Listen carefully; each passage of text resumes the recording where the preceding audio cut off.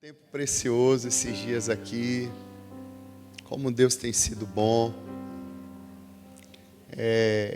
Tem sido para nós também um tempo de muito descanso, de muito favor. A gente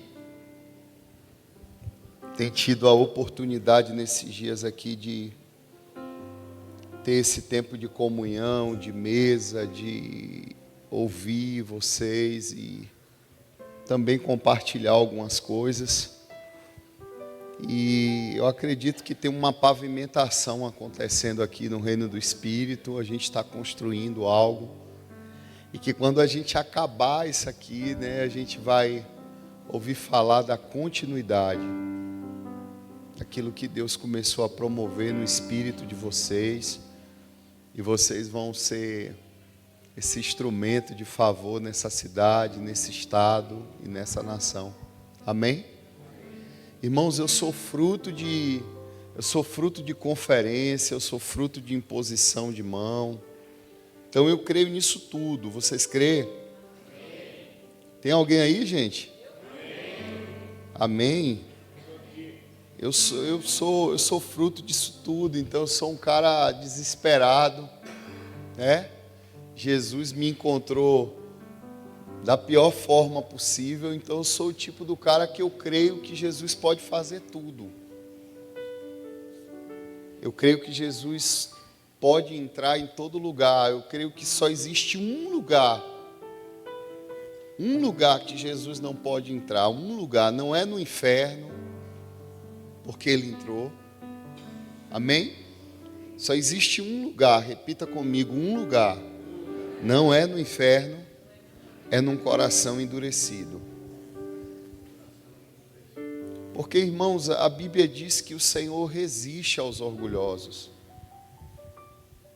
A Bíblia diz que Deus resiste, Deus tem resistência com pessoas orgulhosas.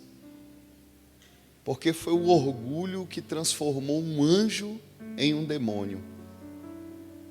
Agora pensa comigo o que o orgulho não pode fazer com a tua vida. A própria Bíblia diz que antes da queda vem o orgulho. Antes da queda, primeiro vem o orgulho. Então, isso significa que talvez, pode ser que algumas coisas que a gente vê acontecendo aí não começou com mentira, não começou com briga, não começou com adultério, não começou com prostituição, mas começou com orgulho. E é por isso que nesses dias a igreja do Senhor, ela precisa se encharcar novamente de humildade.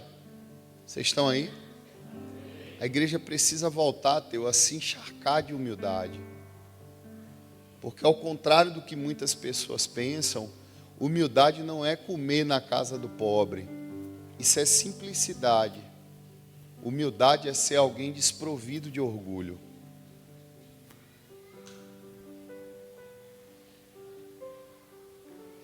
E Jesus, quando vem estabelecendo a carta magna do Evangelho, Mateus capítulo de número 5, ele fala sobre isso, que bem-aventurados são os humildes de coração. Os humildes de coração. Então, por favor, pede nessa manhã para o Espírito Santo, diz assim: Espírito Santo, eu quero abrir mão de todo orgulho, para que mais uma vez tu acesse o meu coração, como nunca foi acessado. Amém? Dá um aplauso aí a ele.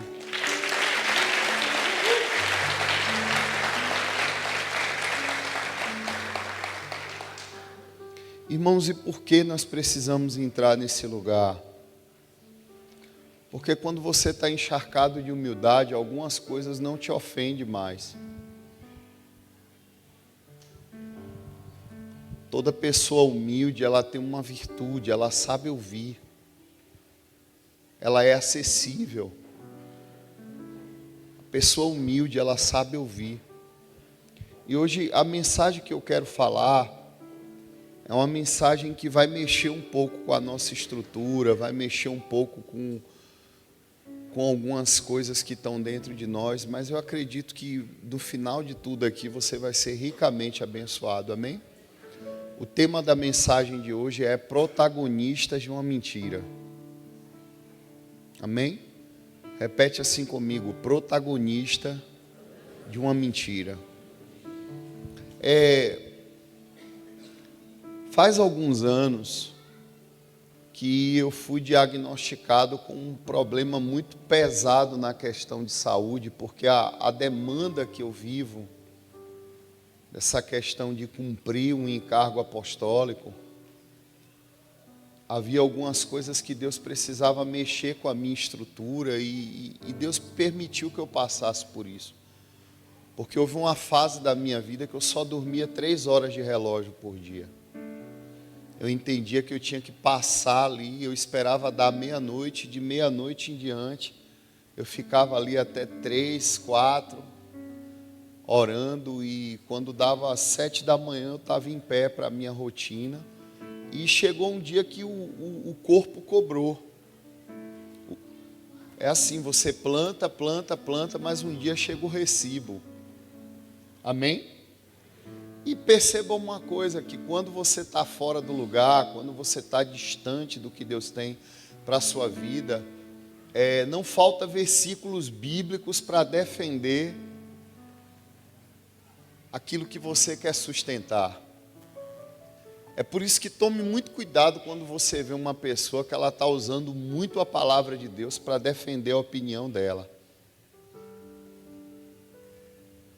Porque toda pessoa que está se desviando do Evangelho, ela não vai faltar versículo bíblico para se defender. Amém? E a Bíblia nunca foi criada para que você se defenda. A Bíblia foi criada para que você morra. Amém? A palavra de Deus, ela não foi criada para que você se exalte, para que você se defenda, mas para que você morra. Então, chegou o dia que chegou o recibo. Eu acreditava estar fazendo o que é certo, e certo dia, pastor Plínio tomou um caminhão lá na mão de um dos pastores da igreja emprestado, tomou um caminhão na mão de um empresário, e esse caminhão a gente estava enviando material para o sertão. Só que no momento que o caminhão saiu, o dono do caminhão disse, toma cuidado, porque esse caminhão está com um furinho no radiador, e ele precisa que vocês vão parando em alguns momentos e completando a água do radiador. Pastor Plínio liderando aquela equipe, ele pega um novo convertido, um menino cheio de Deus, que é um excelente motorista, e pede que esse motorista vá dirigindo esse carro para a base de missões que a gente estava construindo uma igreja no meio da pandemia. No meio da pandemia, Deus pediu para a gente construir essa igreja, quando estava iniciando ali o pico de tudo, e aí eles foram. Só que na volta, o novo convertido, ele cansado, isso já 4 da manhã, voltando do sertão, ele esqueceu de olhar a água do radiador. E aí, quando eu estou deitado lá na outra base de missões em Valença, no sul da Bahia, eu recebo a ligação dizendo o caminhão fundiu o motor. E foi numa fase que a gente estava muito apertado. Então, quando aquela notícia chegou, o meu corpo adormeceu esse lado inteiro.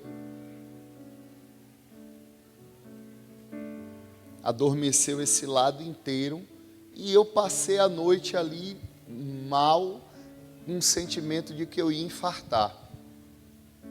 Aí a minha esposa saiu escondidinho, ligou para Kleber. Kleber é o irmão mais velho do presbitério. E quando ligou para Kleber, você já viu como Kleber é dócil, né? Kleber ligou para mim e fez, Silvio. Eu disse, oi Kleber, estou sabendo que você está doente em casa, velho. Marcele falou, como é que é isso? Eu disse, não, estou mal aqui, mas vou melhorar. Ele fez, ou você liga para fulano, que é o médico da nossa família espiritual, ou eu vou ligar para a Júdice e vou contar que você está aprontando.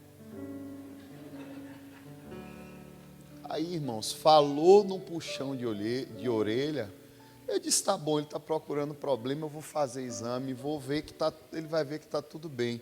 E para minha surpresa, quando o médico pediu os exames de colesterol, triglicerídeo, testosterona, cortisol basal, gente, eu estava morto em pé. Pesando 110 quilos, dava para colocar a Bíblia em cima da barriga e ler, eu já tinha um púlpito, e o púlpito estava comigo.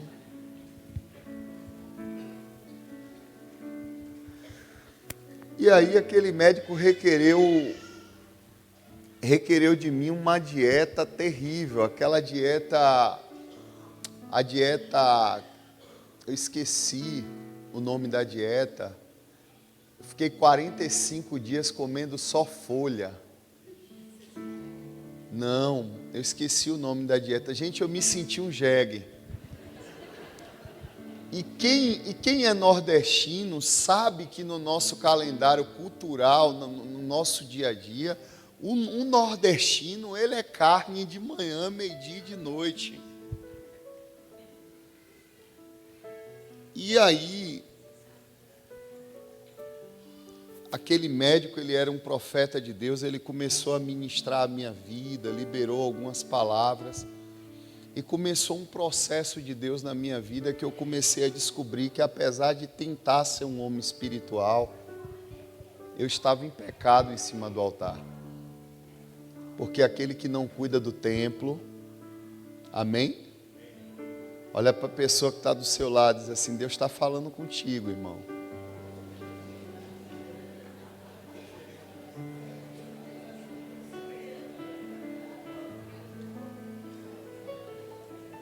Amém?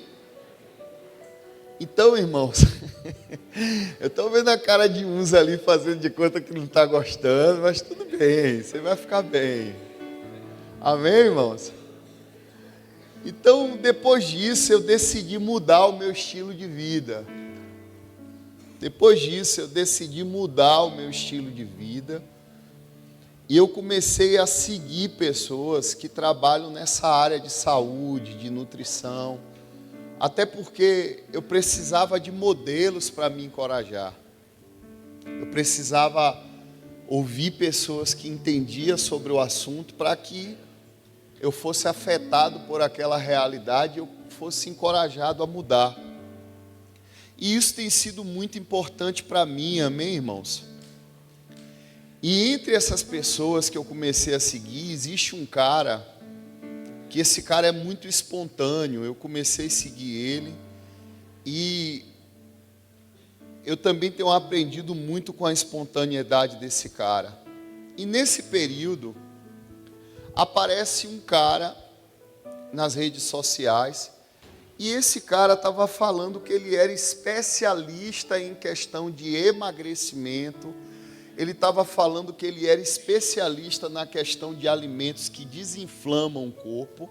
Esse médico formado, falando sobre nutrição, sobre emagrecimento, sobre alimentos que desinflamam o corpo. E quando esse outro nutricionista que eu sigo viu esse vídeo, ele fez um vídeo rebatendo aquilo que aquele nutricionista estava falando.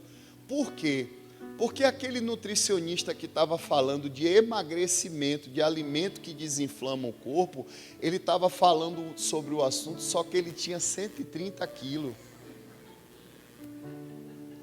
E quando ele falou, o nutricionista entrou e perguntou algo e disse, doutor, se o que o senhor está falando é tão verdade, por que não serviu para mudar a sua vida?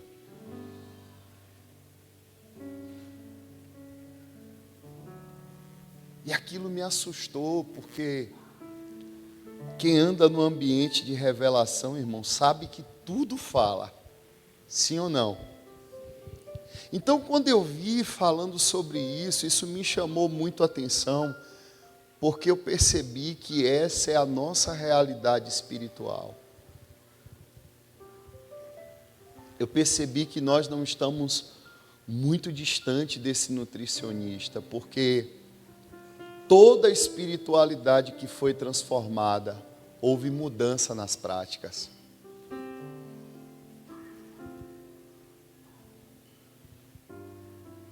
toda espiritualidade que foi transformada, houve abandono das velhas práticas. Vocês estão aí? Amém? Então abre comigo Êxodo, capítulo de número 32.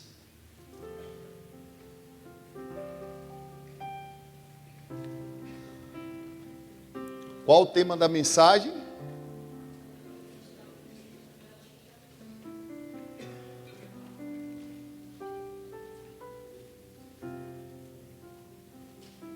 Amém? Vocês estão aí? O texto diz assim, Êxodo 32, o povo, ao ver que Moisés demorava a descer do monte, juntou-se ao redor de Arão e lhe disse: venha, faça para nós, repete comigo, deuses. Repete comigo, deuses. Agora observe isso aqui. Moisés estava onde?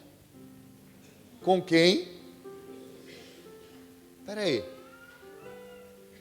O que era mais fácil não seria seguir o modelo de Moisés?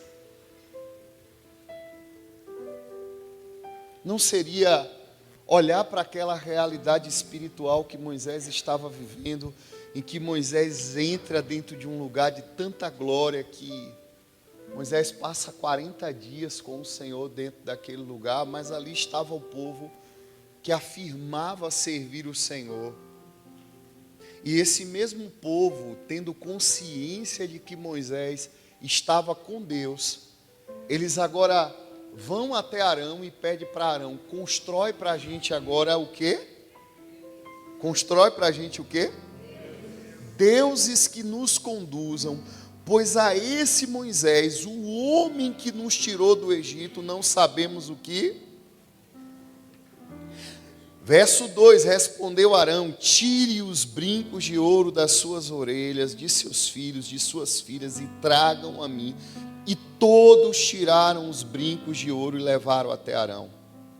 Ele os recebeu e fundiu, transformando em um ídolo que modelou como uma ferramenta própria, dando forma de um bezerro. E então disseram: eis aí o quê? Eis aí o quê? Toda igreja, eis aí o quê? Agora preste atenção numa coisa. Essa palavra deuses, no original, quer dizer Eloí. Repete comigo, Eloí. Sabe qual um dos significados da palavra Eloí? Deus verdadeiro.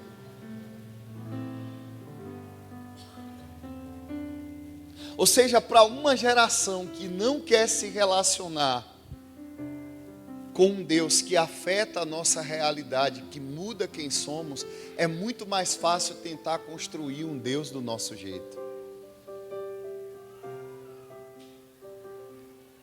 É muito mais fácil tentar construir um Deus do nosso jeito.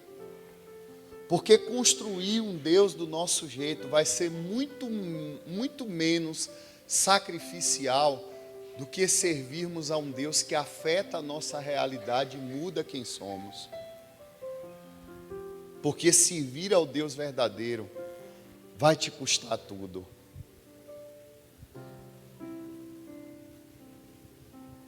Olha para a pessoa que está do teu lado e diz assim: servir ao Deus verdadeiro vai te custar tudo.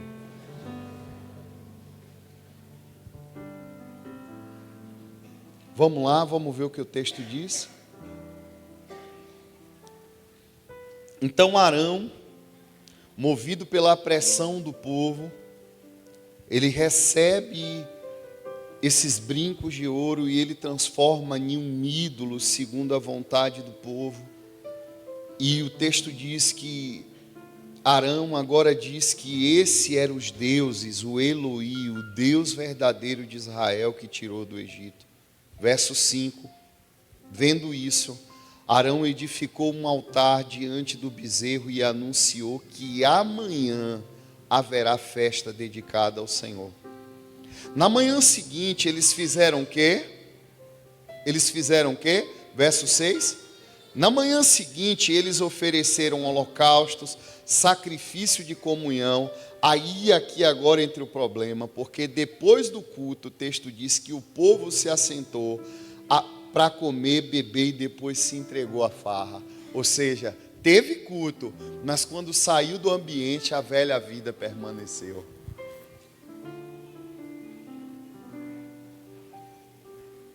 Ou seja, eu até canto, eu até adoro,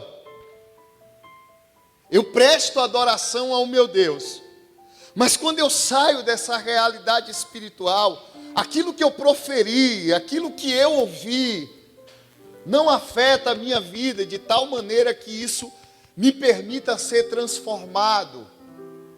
E ao invés disso, eu volto para a minha antiga realidade. Vocês estão aí, irmãos? Então, como eu disse aqui nessa manhã, que toda espiritualidade que realmente está sendo transformada, ela provoca em nós o abandono das velhas práticas.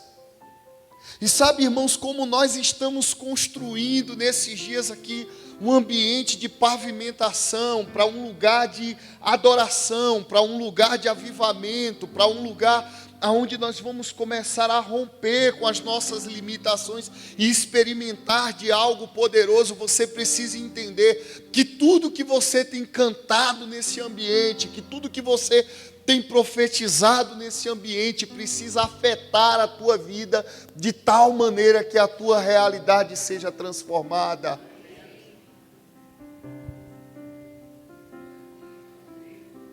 Precisa.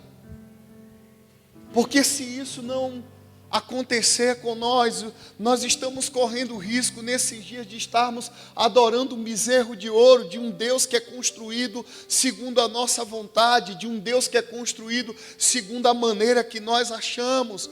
E sabe, irmãos, para mim a pior coisa que pode acontecer com uma geração é nós sermos um povo que temos a oportunidade de estar num ambiente de glória, num ambiente onde Deus é adorado, porque eles estavam no pé do monte, eles estavam num ambiente onde Deus estava se manifestando, eles estavam num ambiente onde o Deus verdadeiro estava sendo adorado, mas ainda assim,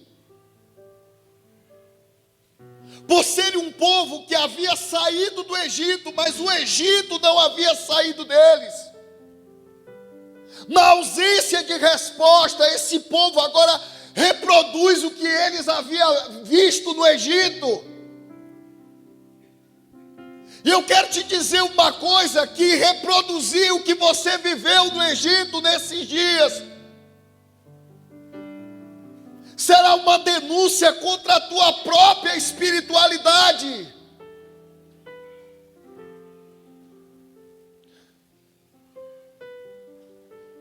Porque a verdadeira espiritualidade, irmão, ela vai sempre te arrastar para um lugar de morte.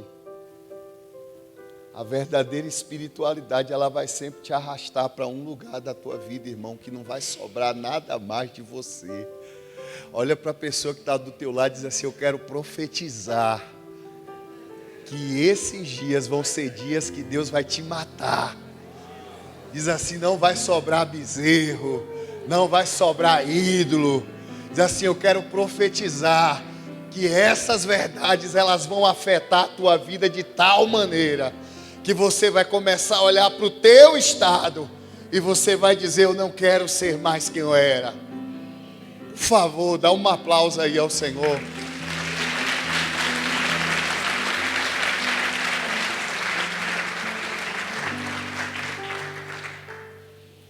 E isso é muito sério, irmãos, porque quando não somos afetados por verdades que nos transformam, nós corremos o risco de estar construindo um Deus do nosso jeito. E sabe, a última coisa que eu quero nesses dias é construir um Deus para mim do meu jeito. A última coisa que a igreja do Brasil precisa nesses dias é construir um Deus do seu jeito. E nós estamos trabalhando nesses dias aqui porque algumas coisas na nossa mente precisam ser mudadas. Vocês estão aí? A primeira coisa que precisa ser mudada dentro de nós é que não podemos mais permanecer sendo um povo que fala de santidade sem desenvolver santificação. Não podemos correr o risco de ser um povo que está falando de cura, mas que se ofende quando somos corrigidos. Não podemos mais correr o risco de sermos um povo que fala de secreto, mas o que a gente está vivendo é tão secreto que nem Jesus encontra a gente orando. Não podemos correr o risco, irmão, de estarmos falando de fidelidade sem sermos fiéis uns com os outros. Não podemos correr o risco, irmão, de estarmos falando de igreja sem querermos viver a vida de igreja. Porque o que tem de gente aí, irmão, que tudo que ele sabe é falar de defeito da igreja, mas ele nunca viveu a vida da igreja. Quer que eu te diga uma verdade, irmão? A igreja é cheia de defeito mesmo. E sabe por que a igreja tem defeito? Porque você está dentro dela.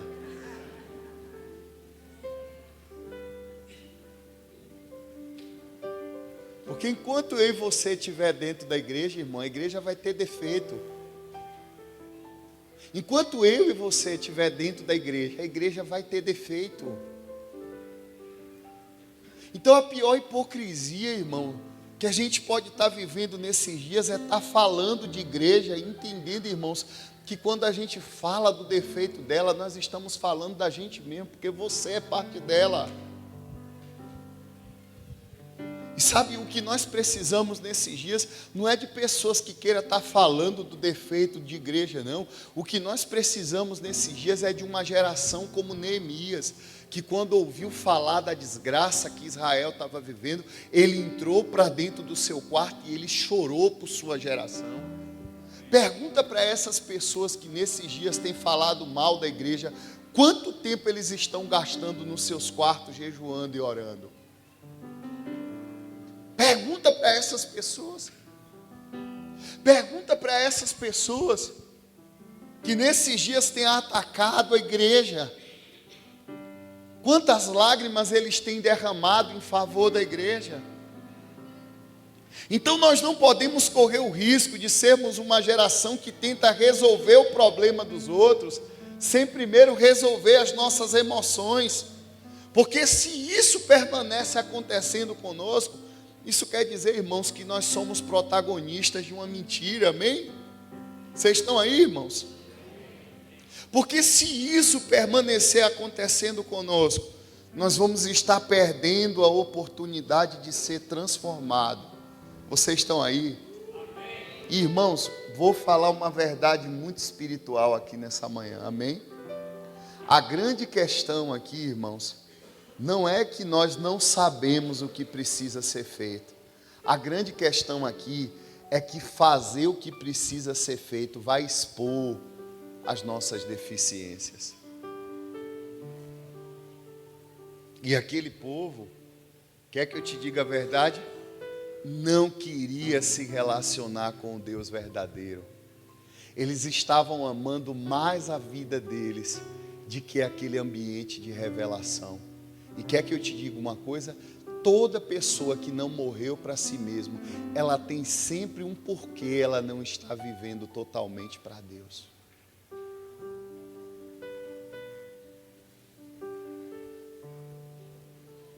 Enquanto Moisés era o modelo perfeito de alguém que não estava amando mais a sua própria vida, a ponto do cara ficar 40 dias e 40 noites sem comer. O cara já estava amando tanto a Deus, irmãos, que no dia que Deus disse, ó Moisés, eu vou enviar o anjo vai dar vitória, mas a minha presença não vai contigo, Moisés. Irmãos, eu vejo Moisés evangelizando Deus, dizendo, Deus, espera aí, tu não entendeu por que é que eu estou te seguindo, não. Eu não estou te seguindo por causa de anjo, eu não estou te seguindo por causa de vitória, eu estou te seguindo por causa da tua presença, e se ela não for comigo... Irmãos, o que tem de crente que se Se o pregador dessa manhã disser aqui, Deus está enviando um anjo para te dar vitória, você diz, acabou o culto. Tudo que eu queria é minha vitória. Que tem de gente que nesses dias está tendo vitória, mas a presença de Deus não está mais com ele. E sabe de uma coisa, irmãos? Eu descubro que Saul, meu irmão Saul, foi alguém que perdeu a presença de Deus no segundo ou no terceiro ano do seu ministério.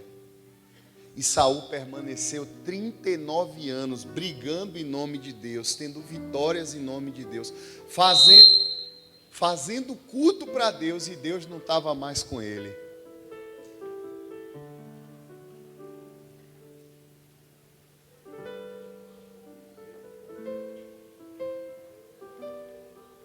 Mas quando chegam os dias de Davi, que era um adorador genuíno,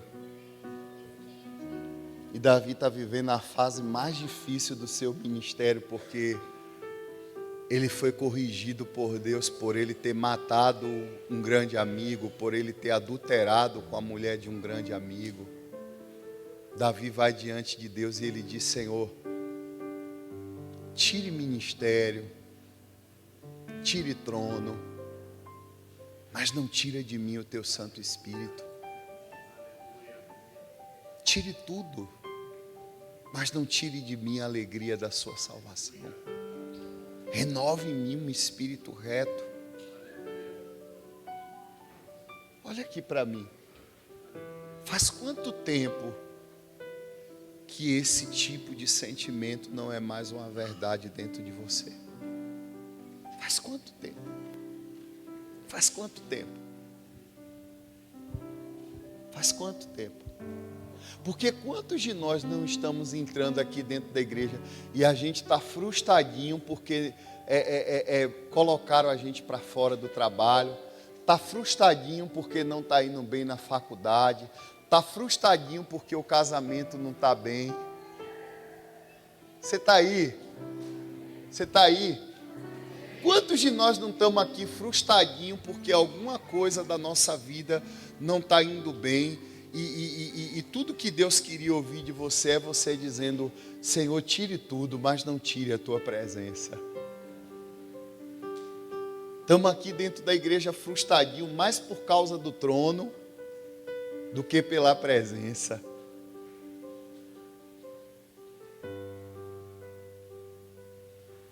Então, o que nós estamos fazendo nesses dias? Como nós estamos lidando com as coisas que estão à nossa volta? Isso é o que verdadeiramente tem denunciado o quão distante da verdade nós estamos, porque na ausência de resposta para aquele povo foi muito mais fácil construir um Deus segundo a vontade deles. Na ausência de resposta, vamos do nosso jeito. Eles deveriam ter dito, não, nós vamos ficar aqui até Deus se revelar a gente. Porque se Moisés não desceu, é porque ele ainda está lá com Deus. Irmãos, quem é do meu tempo aqui, tem mais de 40, sabe os períodos que a gente viveu na nação brasileira, que a gente não entrava no culto preocupado com bujão, preocupado com o horário de culto. Tudo que a gente queria era que a presença dele viesse. E quando a presença dele vinha, irmãos, a gente não queria sair. Quantas vezes, pastor, eu não subi o monte, eu estava no semiaberto, ganhando saída final de semana, casado já com a varoa, e ao invés de estar desfrutando da lua de mel, eu ia para o monte orar com a varoa. Quantas vezes eu não descia do monte carregado? Eu era um menino que eu só tinha 3 camisas, 2 calças, uma verde abacate e uma marrom, e até o sapatinho quadrado da Ferracini. Teve um dia que eu fui pular um valetão, irmão, deu erro. Não precisa nem contar o final da história, né? E eu chegava em conferências como essa, tudo que eu queria saber dos homens de Deus era: quanto tempo de oração você ora? Quanto tempo de jejum você tem para buscar a presença de Deus?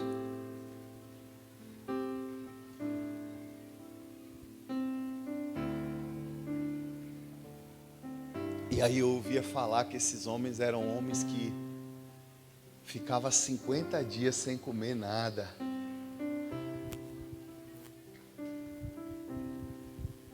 Drogados chegavam na porta da igreja e entravam, assaltantes colocavam arma no altar e entregavam a vida a Jesus. O viciado era liberto, o homossexual era liberto. Hoje nós estamos fazendo curso coach para virar um bocado de coteadinho. Porque a gente quer persuadir pessoas, ao invés de permitir que a presença do Espírito Santo convença o homem do pecado, da justiça e do juízo. Porque é muito mais fácil construir um Deus do nosso jeito do que subir o monte e ser um sacrifício vivo. É muito mais fácil, fala a verdade. É muito mais fácil. Então, se nós queremos viver um avivamento nesses dias, vocês estão aí? Vamos ter que destruir o bezerro. Amém? Amém? Olha para a pessoa que está do seu lado e diz assim: nós vamos ter que destruir o bezerro. Nós precisamos falar nesses dias com muita ousadia sobre um avivamento espiritual com a igreja brasileira. Porque um avivamento espiritual, irmãos, traz vida ao que está morto. Quando um avivamento chega, irmãos, ele traz vida ao que está morto. Quando um avivamento chega, irmãos, nós somos afetados por verdades eternas. Quando um avivamento chega, irmãos, nós somos afetados por verdades que são capazes de compungir o nosso coração e fazer a gente se voltar para o Senhor. E quando essas pessoas estão se voltando para o Senhor, ela tem uma característica, e a característica de alguém que se volta para o Senhor é que agora ele vê em Jesus Cristo a sua única fonte de socorro, ajuda, salvação e provisão. E agora, afetado por essas verdades, essas pessoas elas começam a se envergonhar do seu estado e elas começam a abandonar as suas filosofias, crenças, opiniões, e elas passam a ter a palavra de Deus como a sua única regra de fé e de conduta. Vocês estão aí? E isso é outra coisa que precisa mudar na nossa mentalidade evangélica desses dias, irmãos, porque o que deveria ser uma verdade absoluta para nós agora se tornou uma verdade relativa. Pastor hoje não pode mais dizer que adultério é pecado, não pode mais dizer que homossexualidade é pecado. Pastor hoje não pode mais dizer, irmãos, que masturbação é pecado. Pastor hoje não pode mais dizer, irmão, que mentir é pecado. Eu estava fazendo minha faculdade de teologia e eu escutei de um pastor e um professor abrir a boca e dizer que mentir não era pecado, que teologicamente era reserva mental, que Abraão mentiu para se livrar de um problema e aquilo foi uma reserva mental. Eu digo, o diabo também agora virou evangélico.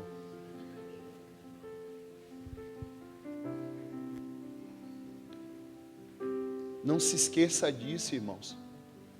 Satanás é perito em relativizar a verdade. Todas as vezes que a tua carne tentar relativizar a verdade, saiba que você está debaixo da influência de demônios. Foi num tempo em que não havia lei,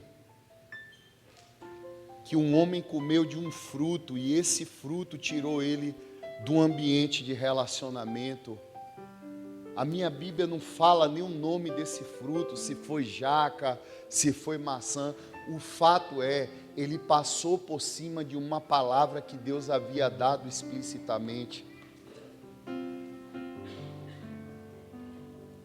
E o grande problema é que juízo tardado não é ausência de juízo. O que tem de pessoas que, porque elas não estão vendo nada acontecer agora, elas acham que Deus está tolerando o padrão de pecado que elas estão vivendo, quando na verdade o que Deus está fazendo com essas pessoas é manifestando misericórdia. Deus está dando tempo para que elas se arrependam. Porque na misericórdia de Deus, Deus não quer que a gente sofra tamanha punição. Mas quando nós estamos sendo enganados pelo diabo, tendo a nossa mente cauterizada pelo inferno, a primeira coisa que vai acontecer com a gente é querer relativizar a verdade, é querer diluir a mensagem. E deixa eu te dizer uma coisa, amém? A verdade, ela continua sendo a verdade. Por mais que haja hereges que surgiram nesses últimos dias querendo atualizar a Bíblia continua sendo a palavra de Deus. E ela ainda é a nossa regra de fé e conduta, amém? Então, irmãos, se nós queremos nesses dias experimentar de uma profunda transformação, eu preciso te dizer que todo lugar que foi tocado por um avivamento, o comportamento foi mudado. Toda espiritualidade transformada, ela muda o comportamento. Nós precisamos entender isso, porque distante da verdade, tudo que sobra é o nosso engano.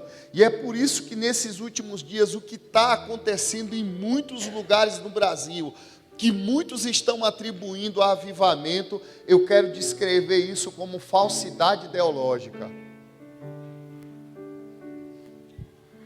Porque no culto do irmão Arão, teve louvor, teve adoração, teve ação de graça. Mas quando saiu do ambiente, a vida era a mesma. O irmão que mentia, mentia. O irmão que prostituía, prostituía. O irmão que roubava, roubava. Olha aqui para mim, seja sincero. Você teria coragem de receber uma palavra proveniente da minha boca se eu permanecesse roubando carga como eu roubava? Você teria coragem? Então, peraí, irmão. Então, peraí. Porque o dunamis, ele ainda é uma realidade. O poder de Deus, que muda a nossa consciência, que nos afeta, que mexe com a nossa moralidade, que nos faz a cada dia estarmos rendidos diante de Deus, isso ainda é uma verdade.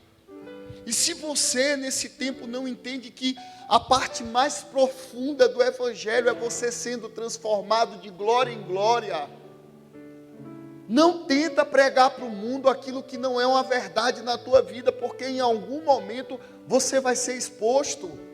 Em algum momento você vai ser exposto. E aí nós estamos vivendo essa mentira que o Brasil está querendo pregar para o mundo.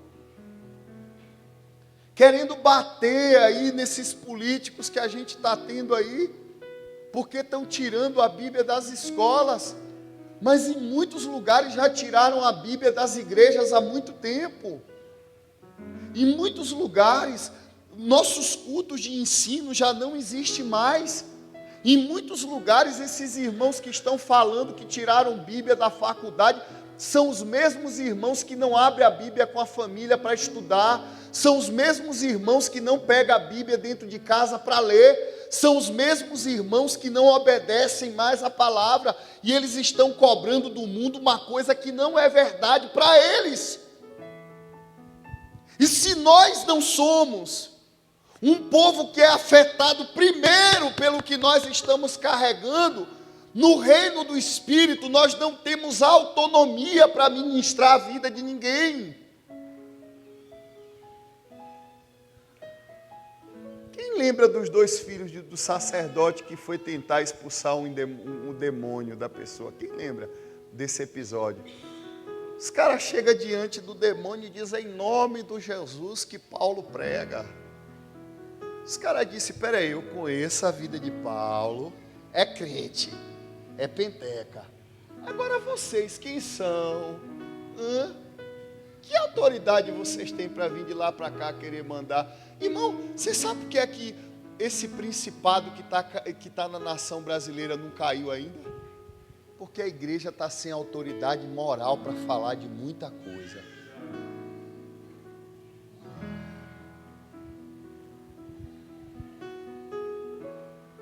Aí estamos zangadinhos, porque tirou o Pai Nosso da Câmara de Vereador. E faz quanto tempo que tu reuniu tua família para orar junto? Hã? Faz quanto tempo que tua casa não tem culto de oração?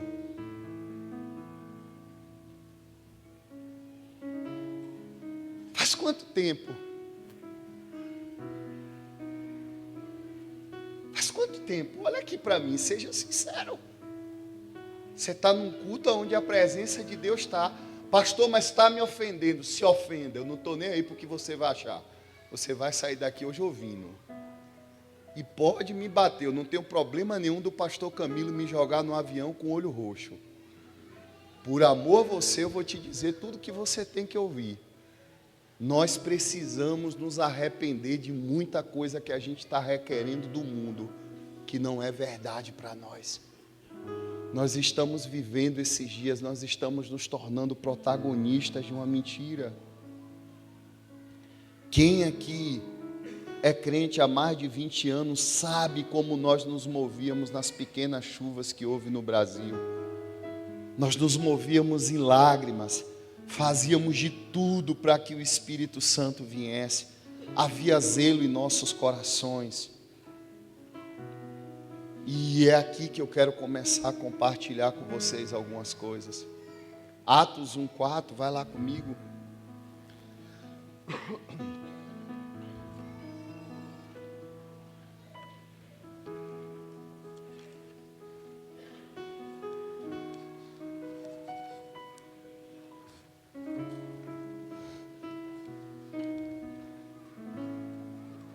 Quem achar aí diz amém. Vou ler agora.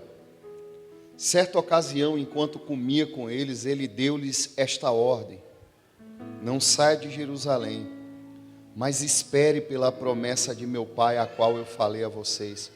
Pois João vos batizou com água, mas dentro de poucos dias vocês serão batizados com o Espírito Santo. Então, os que estavam reunidos perguntaram: Senhor, é necessário... Senhor, é neste tempo que vai restaurar o teu reino Israel? Ele respondeu: não compete a vocês saber os tempos, as datas que o Pai estabeleceu para a sua própria autoridade. Mas vocês receberão o quê? Repete comigo: dunamis. Vocês receberão poder quando o Espírito Santo descer sobre vocês, e serão minha testemunha onde? Judéia, Samaria e os confins da terra. Aí o texto diz aqui, irmãos, vamos lá? Verso 14, vai lá comigo. Todos eles se reuniam sempre como? Sempre como? Com as mulheres, inclusive quem? Ou seja, nem a mãe dele poupou de oração. Eles ouviram tudo, uma promessa de um grande avivamento, e o que eles fizeram? O que eles fizeram? Foram orar, irmãos. Vamos lá? Vocês estão aí, irmãos? E depois de se reunir em oração, irmãos, para receber o dunamis, que significa habilidade, poder para realizar milagres, poder moral, significa também poder de influência, significa força.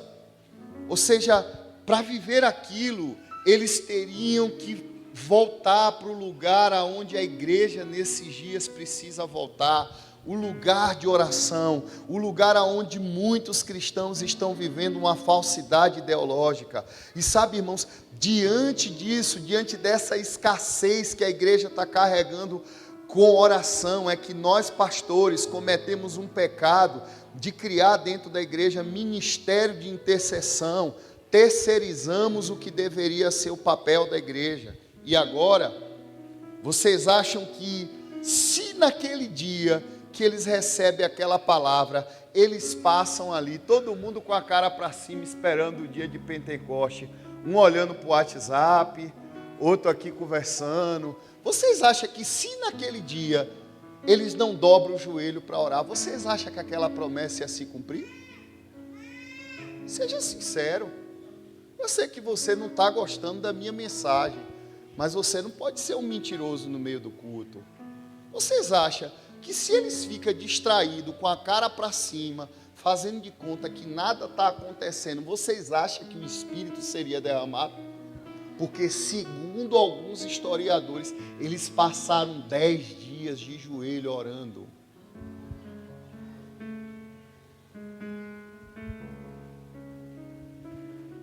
10 dias, 500, 380 deu linha na pipa, só ficou 120.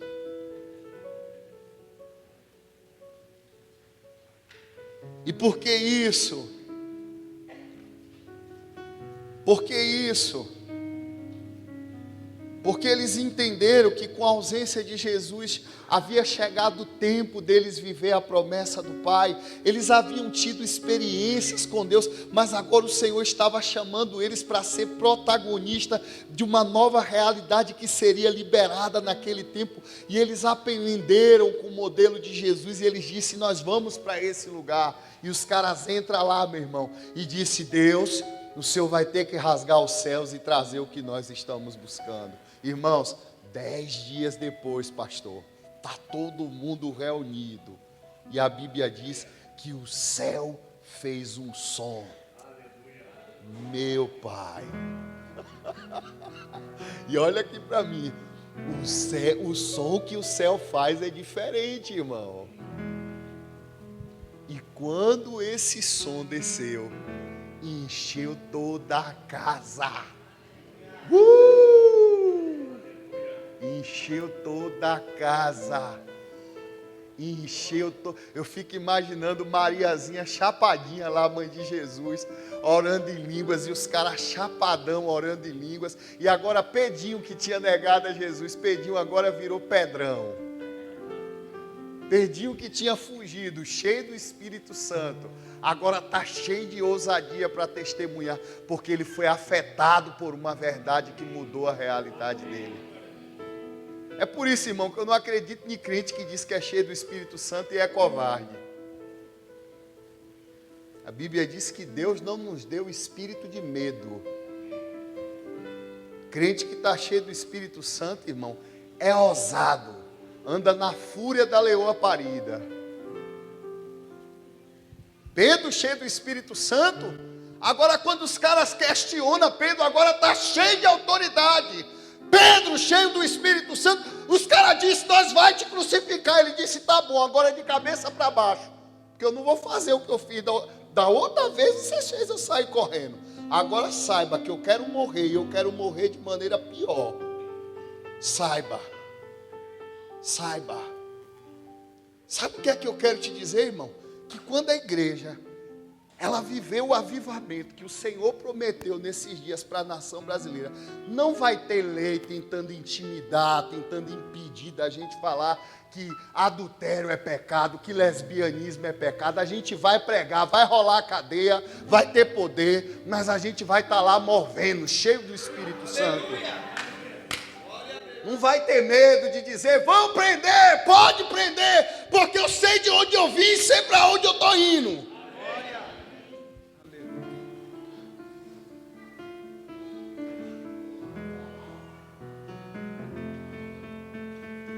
Não, irmão, a gente virou um grupinho de fast food dentro da igreja. Ele me entregou minha mensagem: tome o dízimo, vou embora. Você acha que Jesus te quer construindo um bezerro de ouro? Ele te quer no monte. Você acha que Jesus te quer construindo um Deus do teu jeito? Ele quer você carregado com uma verdade, que você vai sair de dentro dessa igreja como um homem bomba. As pessoas vão olhar para quem você é e ela vai dizer: esse cara não é mais normal não. Essa mulher não é mais normal não, porque está problema de todo lado e ela está cheia do Espírito Santo, dizendo: eu não entrego minha casa ao diabo, eu não entrego minha família a Satanás.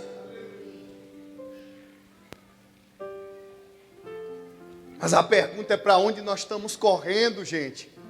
Se é para o monte, ou se é para um lugar onde nós estamos construindo um Deus do nosso jeito. Porque quando Jesus ordena, fique em Jerusalém orando, eles agora vão fazer do jeito de Deus, não é do jeito deles. Quando Jesus disse, fique aí e espere, eles não ficam lá distraídos, eles vão e vão orar.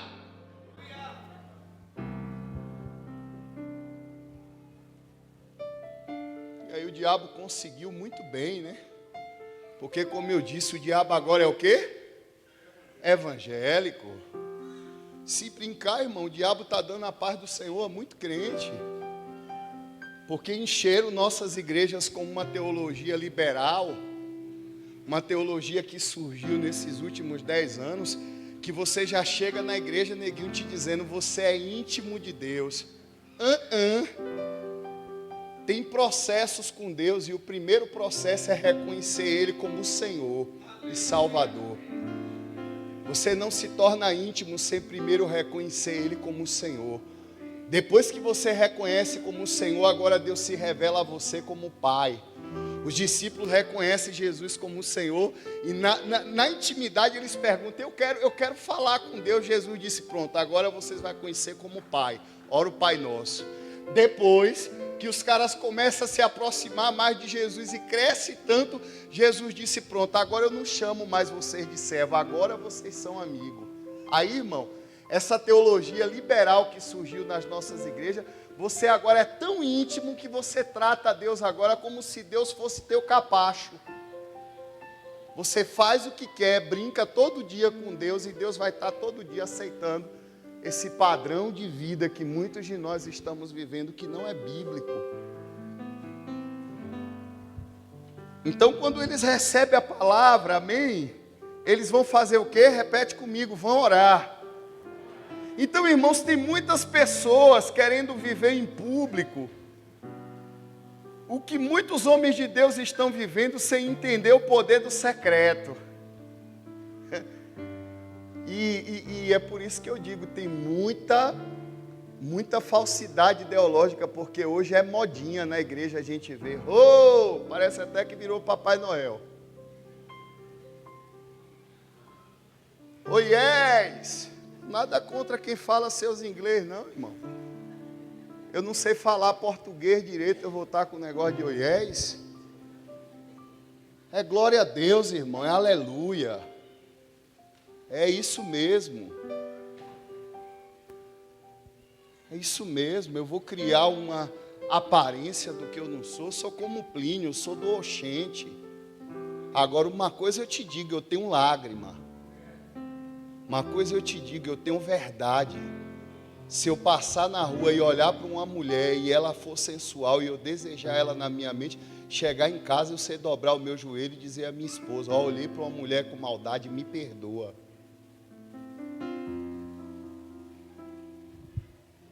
Porque homens de Deus não são perfeitos não, mas aprende a reconhecer quando erra.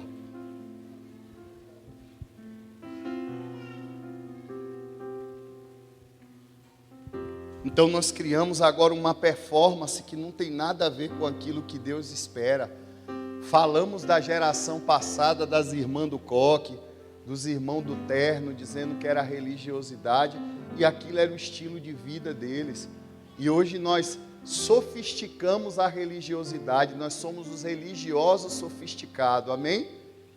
Camisinha lisa, como eu estou aqui, calça, teninhos bonitinho, mas a gente vive o que é aparente, e sabe, tudo que é superficial, o diabo tem acesso. Posso continuar, gente? Então, irmãos, um professor numa faculdade, certo dia levou os seus alunos à casa de um grande avivalista chamado John Wesley. E ao lado da cama de John Wesley, dava para ver os círculos do joelho, naquele lastro de madeira no tapete, gasto pelas marcas de joelho de John Wesley, que tanto orou por um avivamento na Inglaterra. Só que quando aquele professor embarca no ônibus, ele percebeu a ausência de uma das crianças, de um daqueles alunos. E quando ele voltou e subiu a escada, ele encontrou aquela criança de joelhos no lugar onde John Wesley orava. E aquela criança estava orando, falando assim: faz de novo, Senhor, faz de novo. O professor colocou a mão no ombro daquele garoto e chamou ele e disse: vamos, Billy. Mais tarde, o mundo conheceria Billy Graham. Mais tarde, o mundo ouviria falar de Billy Graham, que começou aonde os pais começou, que decidiu ser a continuidade do que os pais começaram. E Billy Graham não começou cantando, pregando, Billy Graham começou de joelho.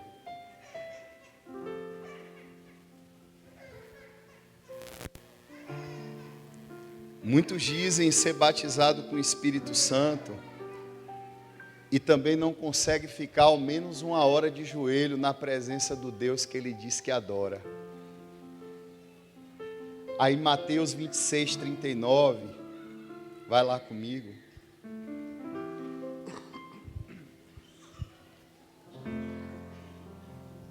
Mateus 26, 39. Pastor, mas eu não consigo ficar de joelho. Joga a boca no pó, deita.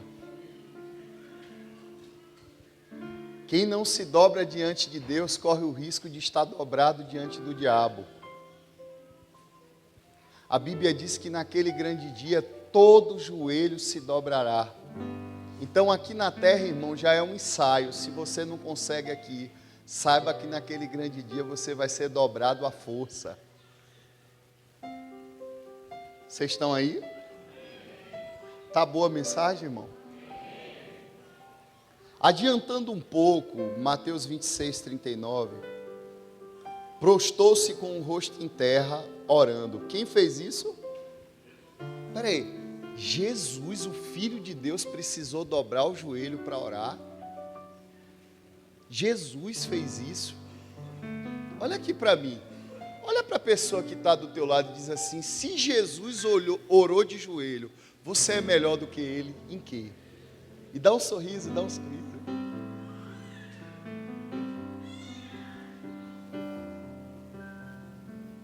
Jesus fez o quê? Dobrou o joelho e orou ao Senhor. E qual foi a oração de Jesus? Meu Pai, se possível for, passa de mim este cálice. Todavia, não seja como eu quero, mas sim como tu queres. E voltando aos discípulos, achou os discípulos como? E disse a Pedro: então nem uma hora pudeste vigiar comigo? Vigiai e orai, para que não entreis em quê? O espírito, na verdade, está pronto, mas a carne está o quê? Agora, irmãos, perceba aqui um contraste muito poderoso, que Jesus estava de joelho diante do Pai para enfrentar a cruz, e ele suporta a cruz. E aqueles que não estavam de joelho, estavam dormindo, não suporta a pressão e... Está explicado então por que é que nós temos uma geração que não suporta mais ficar de pé diante do inimigo. Porque uma geração que não se prostra diante de Deus, ela vai ter que se prostrar diante do inimigo.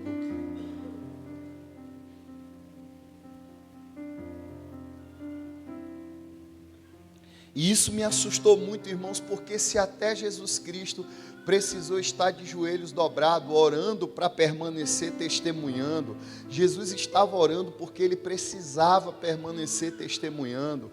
Eu não consigo acreditar em pessoas que dizem ser íntimos de Deus, e essas pessoas não sabem que os íntimos de Deus só se movem de joelho. Se até o Filho de Deus ia até o Pai de joelho, tem alguma coisa errada com a nossa geração. Sim ou não? Porque se até Jesus se movia diante do Pai de joelho, tem alguma coisa de errado com a gente. Porque a gente está tão íntimo de Deus, que a gente não precisa mais dobrar um joelho para orar. Fala a verdade.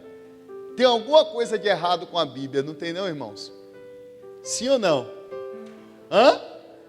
Tem, irmão. Tem, a Bíblia está errada, quem está certo sou eu. Tem. Então, irmãos, isso explica porque muitos cristãos não estão de pé diante dos desafios. Isso explica porque nós deixamos de estar de joelhos diante de Deus. E sabe, irmãos, como Jesus estava no Getsêmani, angustiado até a morte. E sabe o que eu posso te afirmar, irmão? É que quando Jesus levanta, depois que ele orou, agora ele está pronto para enfrentar a cruz.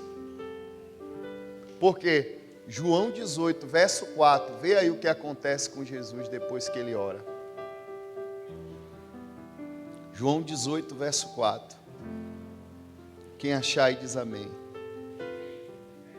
O texto diz: sabendo, pois, Jesus todas essas coisas que havia de vir, ele agora adiantou e perguntou: a quem vocês... o homem que vai orar em angústia, dizendo: se possível for, passa de mim esse cálice. Depois que ora, agora ele levanta e enfrenta a morte.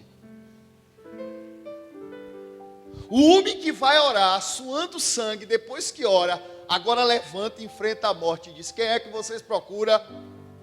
E o texto diz, olha o que o texto diz, a quem vocês estão procurando? Aí responderam: a quem? A Jesus o Nazareno. Então Jesus respondeu: eu sou. Ora, Judas o traidor estava também com eles, e quando, pois, Jesus disse: eu sou, aqueles que estavam diante de Jesus para prender agora caem por terra, porque o homem que havia se prostrado, angustiado, depois que ora, levanta tão cheio de autoridade, que agora faz com que os seus inimigos caiam diante dele. Sacode a pessoa que está do teu lado e diz assim: só tem um jeito do inimigo cair na tua vida, é estando de joelho diante de Deus. E diz assim: eu profetizo, Deus vai te levantar nesses dias. Dá um aplauso aí ao Senhor.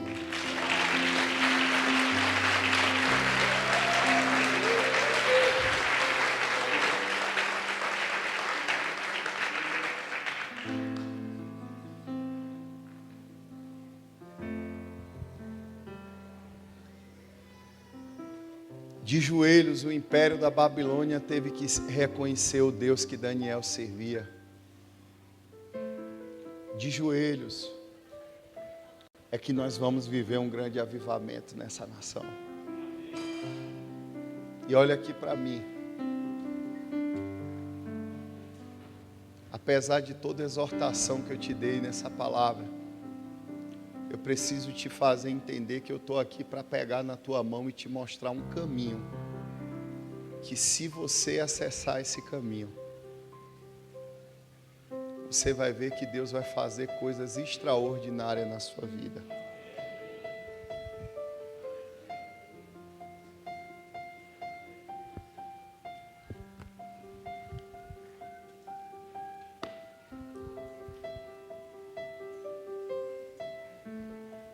Tem muitos lugares que nesses dias Deus tem me permitido acessar.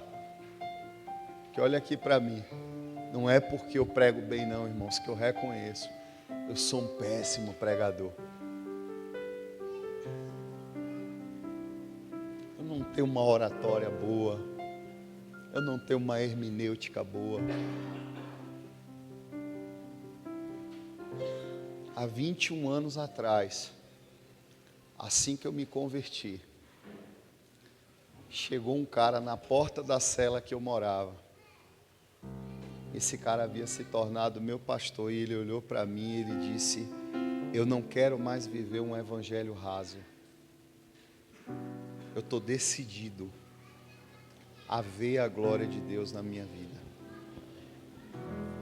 Eu tinha úlcera, eu usei muita droga, fumei muito crack e por conta disso eu contraí uma úlcera. Eu novo convertido, dias de convertido, olhei para aquele pastor e disse: eu estou contigo. Ele olhou para mim e disse assim: Você não pode jejuar porque você tem úlcera. Eu olhei no olho dele e disse: você não disse que se eu morrer eu estou salvo? Ele disse: tá. Eu disse a ele: eu sei para onde eu estou indo. Ele disse: você vai fazer o seguinte, você vai beber pelo menos água. Eu disse: tá bom. E era um jejum simples, era 4 dias total, só na água.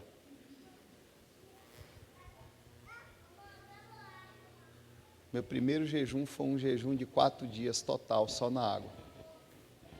Não foi comendo à noite não, foi 4 dias. E ele disse: faz o seguinte, se você sentir fome, baixa só um pouquinho. Se você sentir fome, você vai pedir para Deus enviar um anjo para te alimentar, e Deus vai enviar um anjo para te alimentar. Irmãos, eu nem sabia, pastor, o que era anjo. Eu me lembro que no 3º dia de jejum, eu já estava sentindo fortes dores nas articulações, na mandíbula. Deitado naquela cama, pastora Mariette, numa cama de concreto, um beliche que tem no presídio. Com a mão no rosto, meio que adormecido e acordado. Um déjà vu. Eu disse assim: Deus, pastor Jai disse que se eu sentisse fome, que era para pedir para o Senhor enviar um anjo, que o Senhor ia enviar para me alimentar. Irmãos, eu não sei se eu estava acordado, se eu estava dormindo, entrou um homem moreno dentro daquela cela com a roupa toda branca e com um pão que até hoje eu lembro o sabor. Aquele homem me deu aquele pão e eu comi. E eu assustei e disse: eu não posso comer. Saí correndo atrás do homem, ele sumiu dentro da cela. Daquele dia em diante, pastor Plínio, começou a acontecer um negócio sobrenatural dentro do presídio, porque a gente passava, pessoas caíam. Era pessoas caindo endemoniado. E o pastor ia lá e expulsava. E aquela realidade, pastor Fernando, me desesperou, porque a partir daquele dia, pastor Camilo, eu esperava trancar a cela que eu morava, porque eu queria passar a noite orando.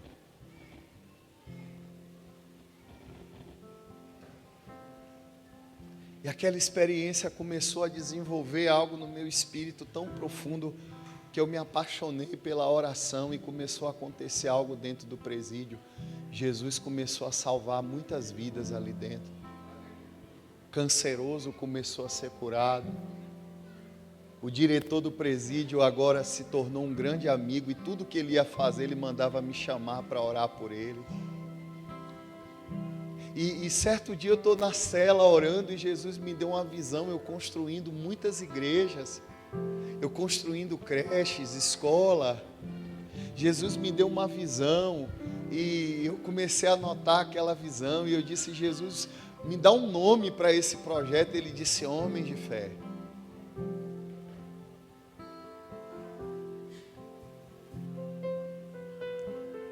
Há poucos dias eu estava na África cumprindo essa visão, construindo uma escola. Eu nunca imaginei entrar na África. Há poucos dias nós estávamos na África construindo 4 salas para uma escola, num tempo recorde, pastor. Os africanos, quando viram a gente chegar na África, olharam para a nossa cor, desprezaram a nossa cor. E era 120 metros de salas para construir em 20 dias, nós construímos em 12. Quando terminamos, eles olhou para a gente e fez assim: gostaríamos de pedir perdão a vocês. Eu disse: por quê? Ele disse: porque nos disseram que baiano é preguiçoso. Baiano não é preguiçoso. Quando disseram que vocês iriam construir essas salas em 20 dias, eu disse: estás a fumar maconha? E hoje eu quero pedir perdão a vocês. Eu disse: não, e a gente também veio aqui fazer algo. E quando eles olharam para nós, eu peguei a bandeira da Bahia, a bandeira do Brasil, entreguei a eles e disse: nós viemos aqui pedir perdão a vocês por todo o sangue de vocês que foi derramado na nossa nação. Nos perdoe. Vocês se sacrificaram na nossa nação. A vida de vocês foi sacrificada na nossa nação. E nós estamos aqui para remir o solo. Nós estamos aqui para pedir perdão por todo o sangue que foi derramado. Irmãos, e foi um mover naquele dia. Nós entendemos que Deus estava nos levando para remir o sangue que o Brasil derramou.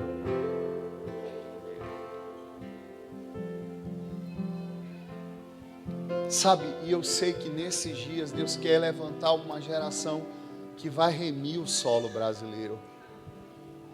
Uma geração que vai se mover em lágrimas. Uma geração que vai entender o poder da oração. Eu sei, tudo bem, parece que a minha mensagem foi uma mensagem confrontadora, mas deixa eu te dizer uma coisa, não tem como ser transformado sem uma mensagem que não te confronte. Eu não estou aqui para te acusar, mas eu estou aqui para te dizer que se você quer ter uma realidade transformada, você precisa sair desse protagonismo mentiroso que a igreja está vivendo, que falamos tanto de oração e nossos cultos de oração estão vazios.